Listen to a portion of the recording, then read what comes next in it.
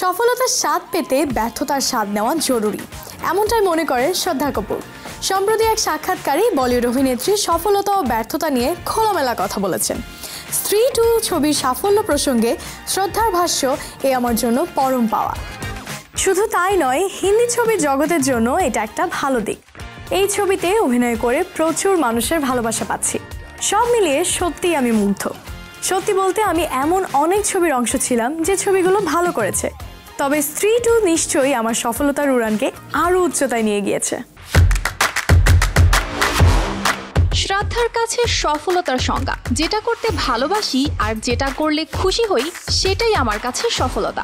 সফলতা মানে আমার কাছে মনের শান্তি। পরিবার আর বন্ধু বান্ধবদের ঘিরেই আমার সব। তাই কাজ এবং প্রিয়জনদের মধ্যে ভালোবাসা বজায় রেখে চলাও আমার কাছে সফলতা, আর নিজের লক্ষ্যকে অনুসরণ করাও আমার কাছে সফলতার আরেকটা সংজ্ঞা।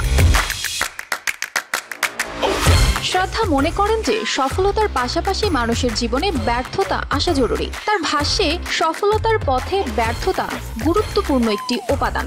ব্যর্থতা ছাড়া কখনোই আপনি সাফল্য পেতে পারেন না। কখনো শুনিনি যে কেউ সোজা সাফল্য অর্জন করেছেন। সফলতার পথে সবসময় কোনো না কোনো বাধা থাকেই, আর সেই বাধা অতিক্রম করার পরই সফলতা অর্জন করা যায়। আমার ক্ষেত্রেও একই ব্যাপার ঘটেছে। অনেকে মনে করেন ব্যর্থতা মানেই নেতিবাচক বিষয়, কিন্তু আমি বলবো, আপনি যদি একে ইতিবাচকভাবে নেন তাহলে আপনার ভ্রমণ আরও সুন্দর হয়ে উঠবে।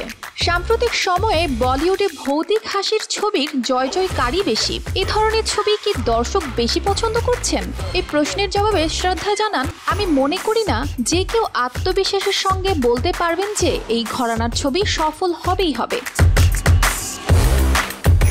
আমি মনে করি আমাদের উচিত মাথা নিচু করে ভালো ছবি বানানো আর লক্ষ্যে অবিচল থাকা।